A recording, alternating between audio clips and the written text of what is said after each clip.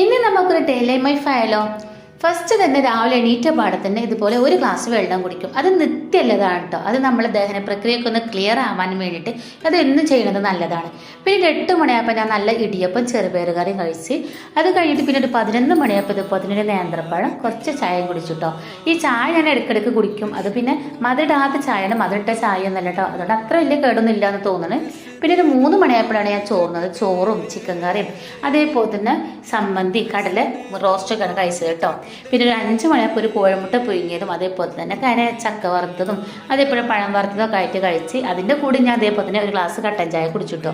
പിന്നെ രാത്രിയൊക്കെ ആയപ്പോൾ അധികം വിശപ്പൊന്നുമില്ല. എന്നാലും അന്തിപ്പട്ടിണി കിടക്കണ്ടല്ലോ എന്ന് വെച്ചിട്ട് ഇത്തിരി ഫ്രൂട്ട്സ് എടുത്ത് കഴിച്ച് മാമ്പഴവും പപ്പായും കക്കരയൊക്കെ ആയിട്ട് ഇത് ഫുള്ളായിട്ടൊന്നും ഞാൻ കഴിച്ചതല്ല, ബാക്കിയൊക്കെ മക്കൾ കഴിച്ചു.